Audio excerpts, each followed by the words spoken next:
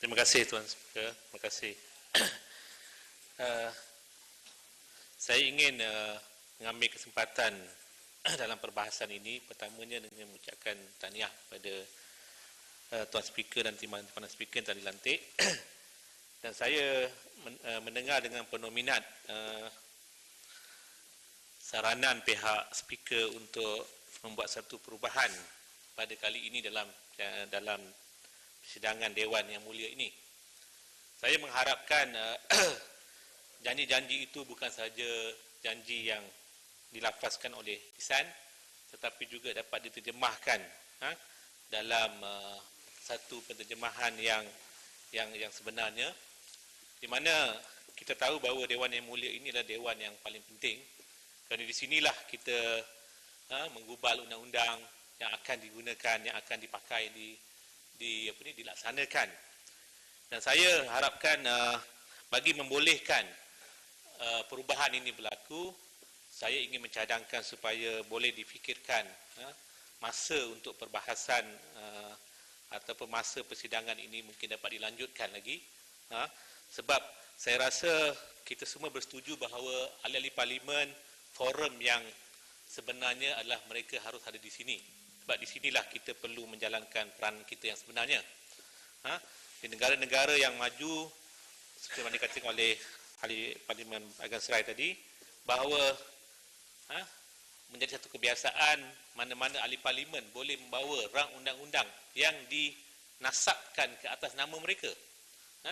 Jadi saya harap mungkin kita boleh membuat satu perubahan, mungkin ahli parlimen dengan bantuan pakar-pakar penyelidik, yang saya harap kerajaan serius dari segi menyediakan tenaga-tenaga sokongan ke ahli parlimen tanpa mengira BN ataupun pembangkang, supaya kita dapat mengemukakan bil-bil persendirian yang kita rasa yang mungkin pihak kerajaan tidak sempat untuk memikirkannya. Jadi saya mengharapkan juga perubahan dari segi menerima usul-usul di bawah aturan 18.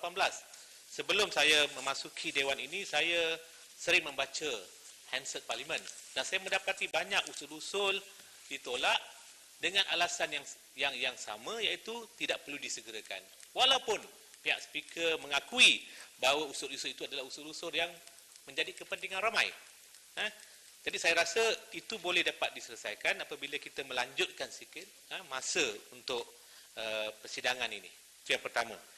Yang keduanya, saya ingin menarik perhatian bahawa apabila kami pihak Pakatan Rakyat ini membangkitkan tentang isu-isu berkaitan dengan pilihan raya, kami akui bahawa pilihan raya ini adalah menjadi satu pilihan raya yang adil dan bersih ini dengan izin sine qua non, satu essential elements dalam proses demokrasi. Dan pilihan raya yang bersih ini bukan saja mesti bersih, tapi dia mesti dilihat bersih, dilihat adil. Kalau kita lihat kepada Seksyen 2 Akta Kesalahan Pilihan Raya, apakah definisi election? Definisi pilihan raya dalam Seksyen 2 Akta Kesalahan Raya adalah pilihan raya yang dikendalikan mengikut lunas undang-undang. Mana if we go by that definition, dengan izin, kalau kita ikut kepada definisi tersebut, mana-mana pilihan raya yang tidak mengikut undang-undang, hakikatnya dia bukan pilihan raya. Ini bukan definisi saya, ini definisi yang undang-undang. Tetapi dalam masa yang sama, saya akui bahawa bukanlah apabila kita kata pilihan raya ini tidak bersih, dia bukanlah semua keadaan.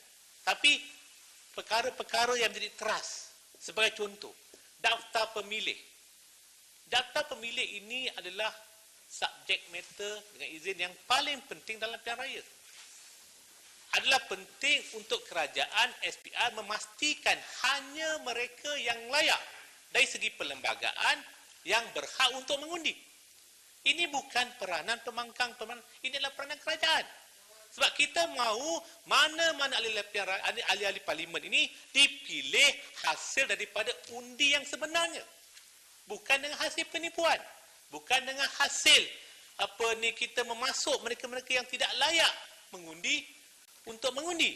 Sebab itu saya merasa hairan apabila dalam kes Likas, apabila Hakim Datuk Kamil Awan telah mencadangkan, telah memutuskan pilihan raya itu adalah tidak bersih, Karena kalau kita perhatikan baca keputusan itu telah jelas bahawa memang ada orang Bangladesh yang mengundi dalam pilihan raya itu kerana mereka tidak layak mengundi. Malah mereka telah disabitkan bersalah dan disuruh dihantar di port, tapi masih lagi nama dalam daftar pemilih. Ini bukan keputusan pembangkang, ini keputusan mahkamah.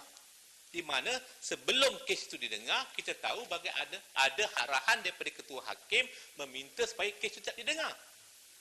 Sepatutnya mana-mana kerajaan yang bertanggungjawab, yang mahukan pilihan yang bersih, sepatutnya apabila ada keputusan sebegini, mereka respon dengan bertanggungjawab.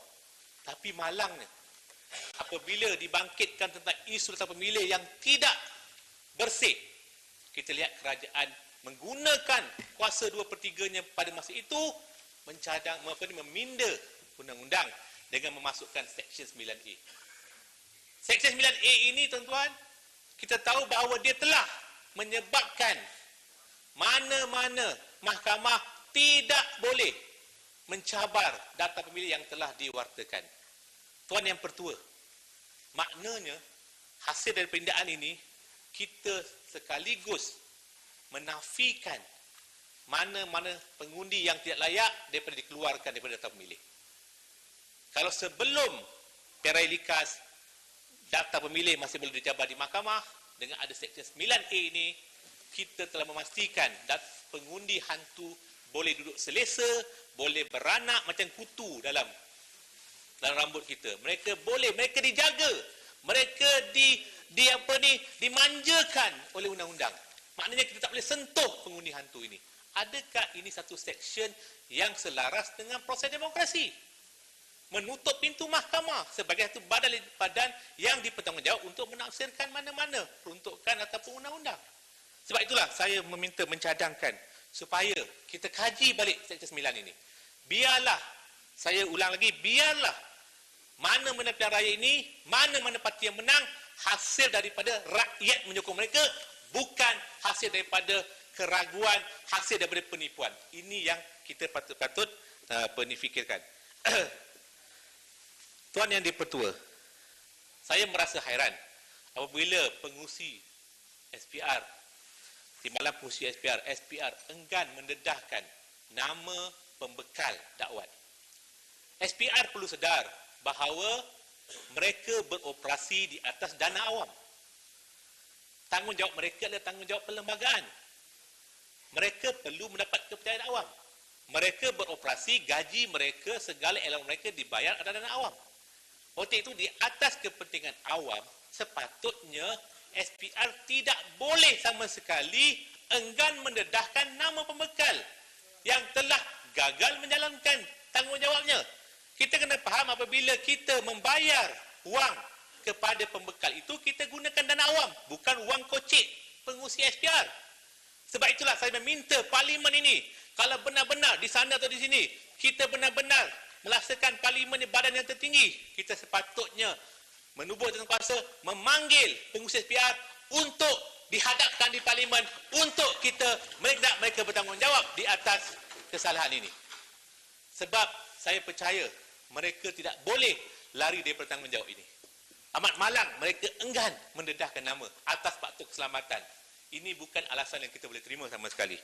Saya rasa perlunya imej SPR ni diperbetulkan. Dan untuk pilihan raya yang bangun ya, Mat. Ya? Nak bagi jalan. Okey, silakan. Terima kasih Tuan Yang Dipertua.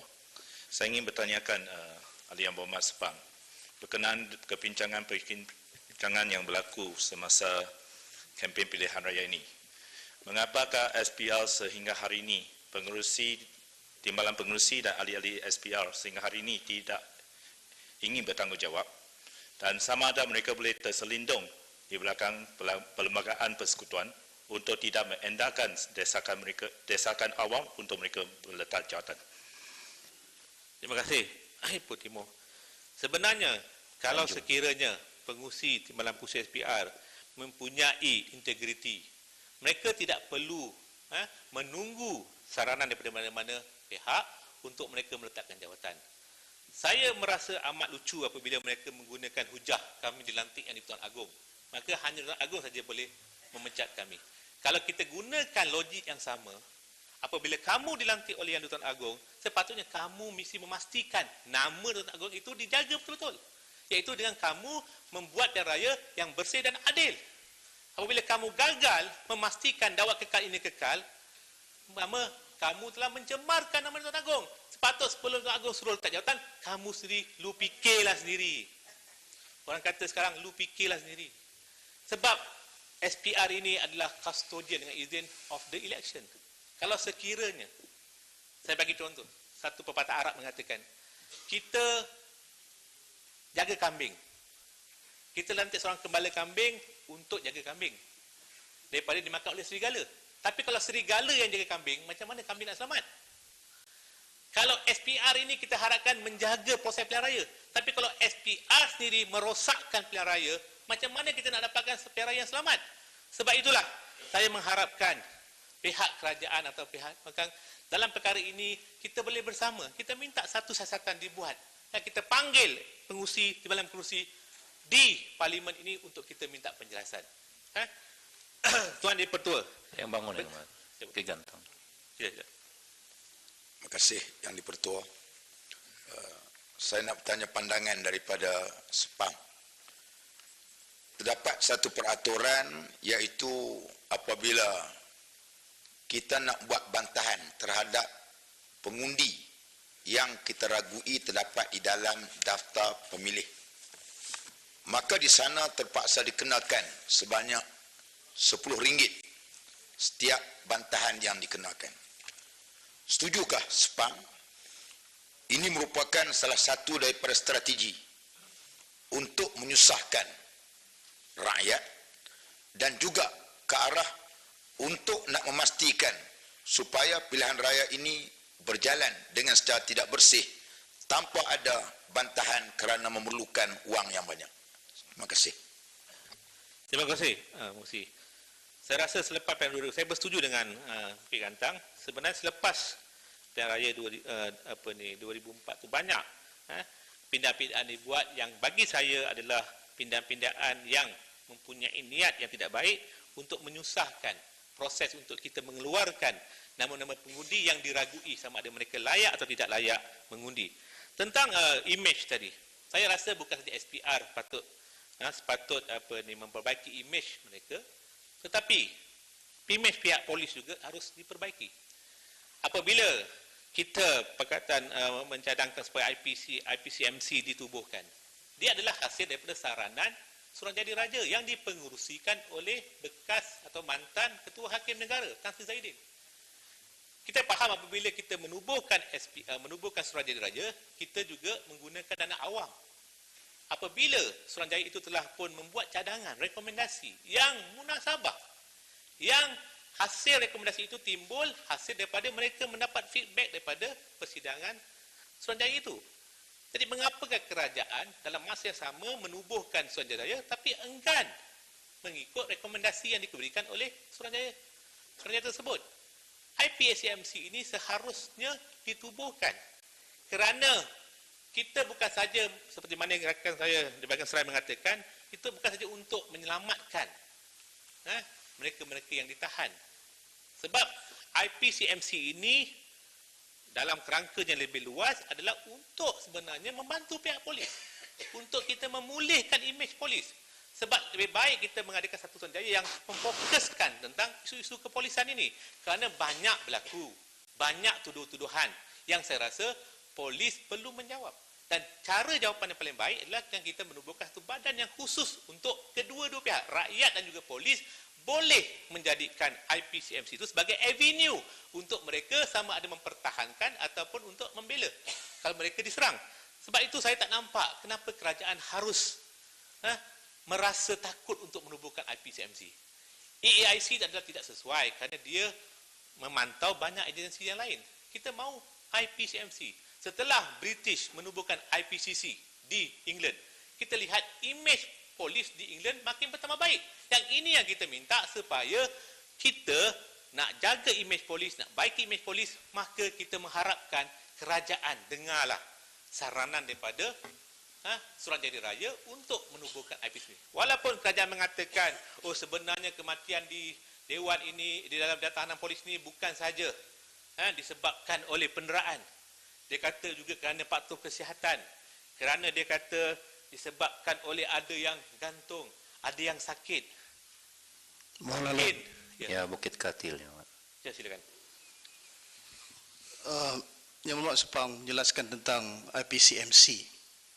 Dan ini adalah cadangan rentetan daripada pelbagai kematian yang berlaku di dalam lokap. Saya minta penjelasan Yang Muhammad Sepang tentang reformasi lokap itu sendiri. Sebab sebagai seorang yang pernah ditahan di dalam lokap, saya lihat prinsip asal dalam undang-undang itu ialah a man is innocent until proven guilty. Mana seseorang itu tidak bersalah sehingga dia dapati bersalah. Tapi bila ditahan di dalam lokap ketika proses kesihatan, dia seolah telah dihukum sebelum daripada tuduhan dilakukan. Terima kasih. Terima kasih Bukit Katil. Sebenarnya isu presumption of innocence ini dia adalah prinsip yang universal. Malah dalam sistem perundangan Islam ini juga diperakui. Al-aslu al-adam, al-aslu bara'atu zimmah. Ini adalah prinsip dalam perundangan Islam yang diterima pakai dalam sistem konvensional sekarang. Sebab itulah apabila kita menahan seseorang dengan kita meletakkan satu keadaan yang tidak yang keadaan yang sungguh memeritkan bagi mereka, sekaligus secara tak langsung kita telah menjadikan prinsip itu, prinsip presumption of innocence dengan izin sebagai prinsip yang tidak lagi relevan, tidak penting. Sebab itulah kita kena faham dalam sistem prinsip jenayah ini hanya presumption of innocence ini saja yang boleh menyelamatkan individu daripada serangan pihak negara. Kita faham dalam jenayah negara yang mendakwa.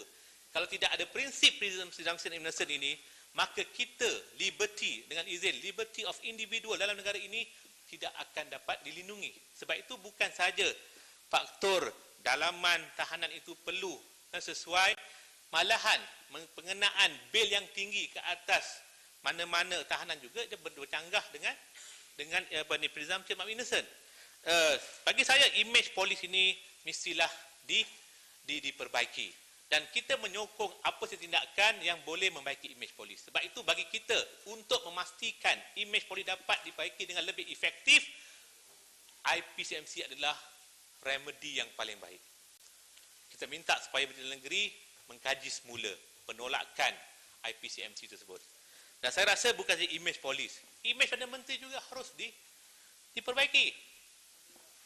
Image Perdana Menteri, walaupun Perdana Menteri ini daripada ahli parlimen Barisan Nasional, kita tahu, tapi dia adalah Perdana Menteri rakyat Malaysia, maka image dia juga patut dibaiki. Baru-baru ini satu delegasi daripada Mongolia minta supaya nak minta jawapan tentang isu Atantuya ini. Dan saya telah bertanya soalan kepada parlimen ini, mengapakah tidak diambil tindakan?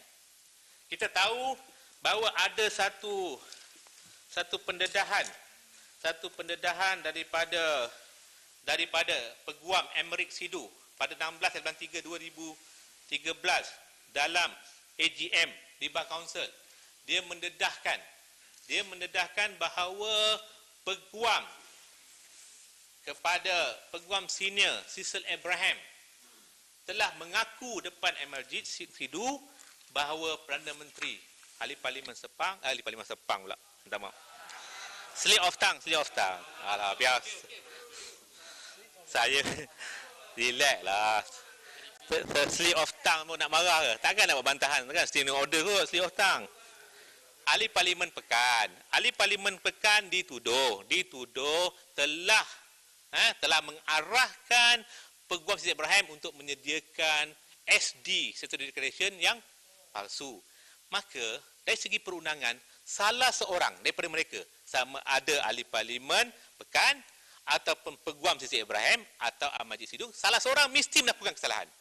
Kalau Emerjit melakukan kesalahan dengan memfitnah Peguam Siti Ibrahim, memfitnah Perdana Menteri kita, maka seharusnya pihak kerajaan boleh mendakwa Ahmad Sidhu di bawah Seksyen 500.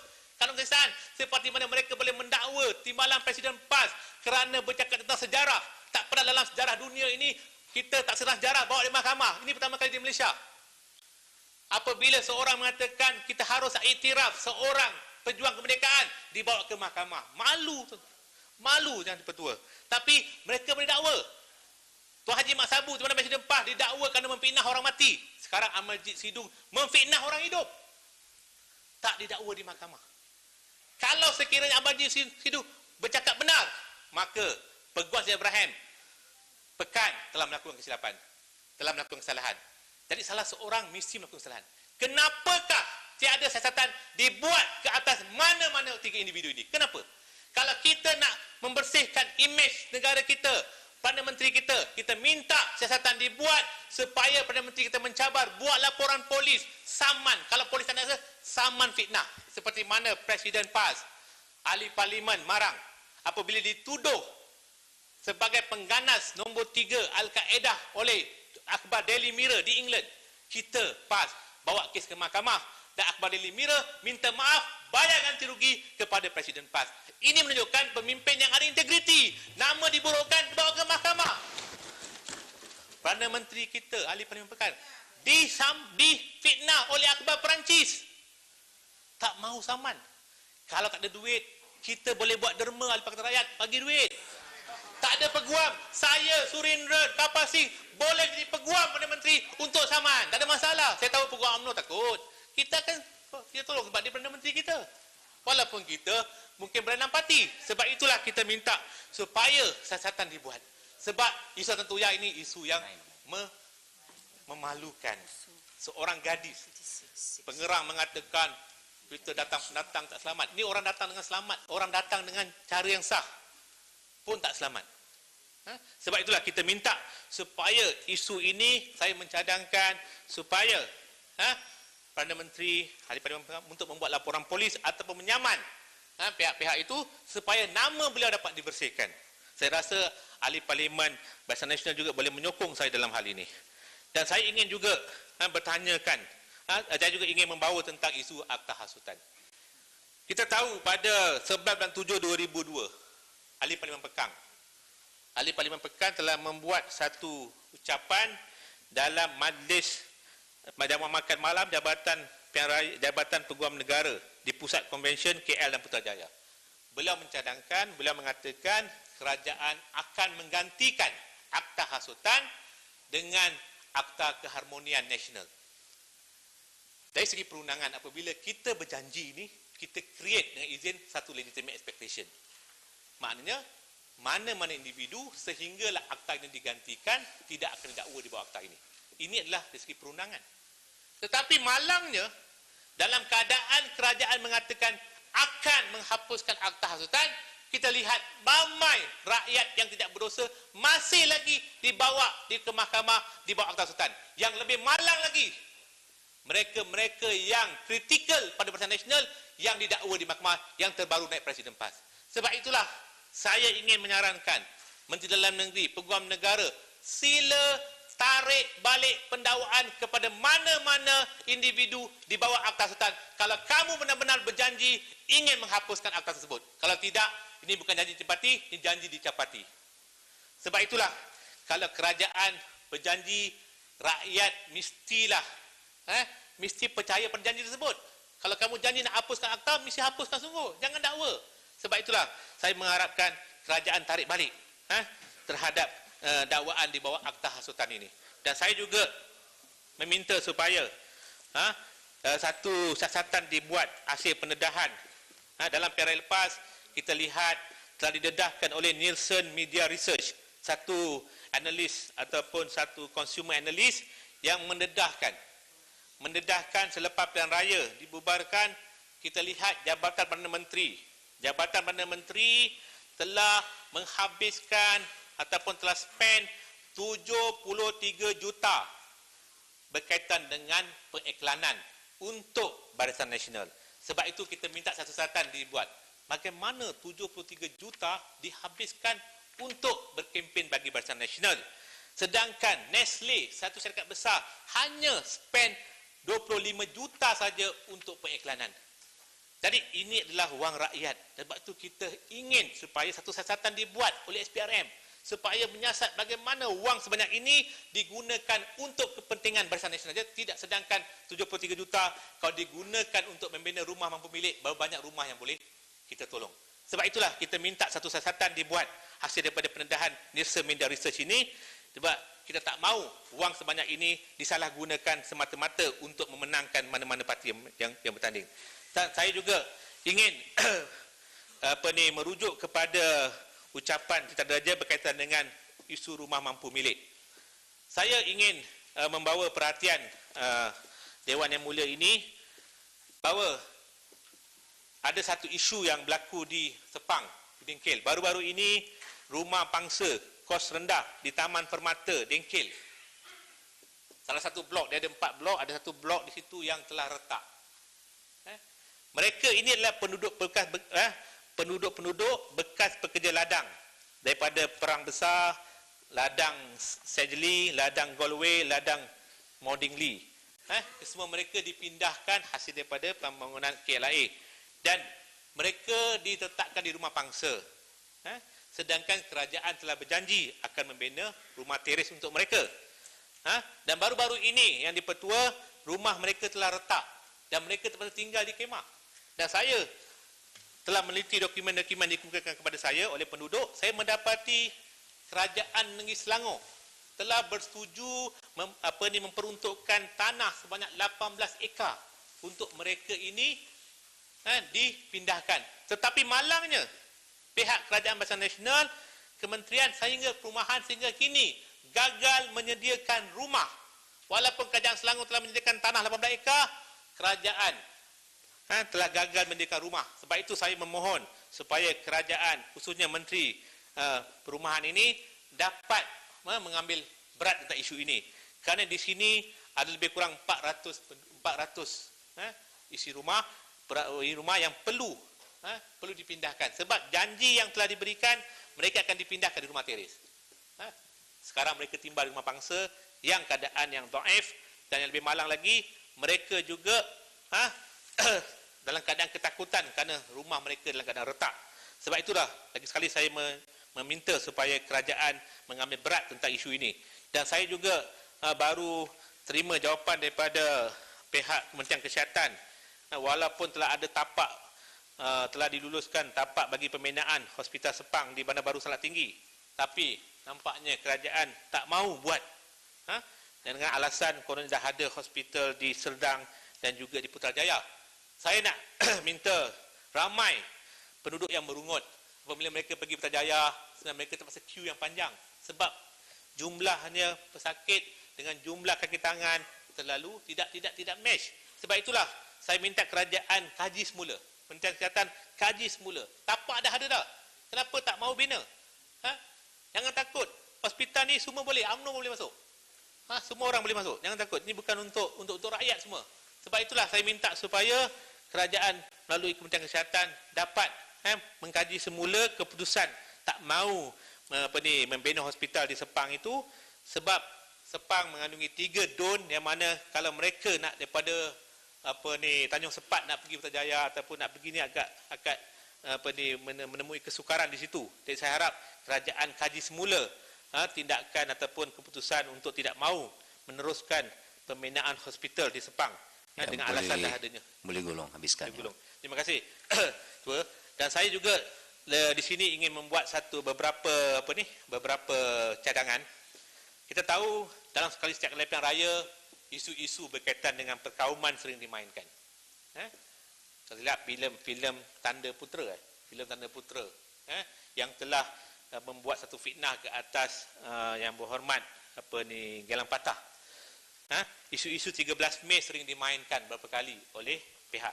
Saya nak mencadangkan supaya 13 Mei ini untuk kita mengelakkan ataupun nak buang tragedi yang berdarah ini daripada minda kita semua, supaya generasi muda ini tidak lagi dibawa dengan isu ini. Saya ingin mencadangkan 13 Mei ini menjadi hari perpaduan kaum Malaysia, supaya kita boleh mewujudkan perpaduan kaum pada hari tersebut. Kita lupakan sejarah lama, sejarah berdarah, kita masuk fasa baru, kita menjadikan 13 Mei sebagai Hari Perpaduan Kaum ataupun Hari Kemesraan sama kaum.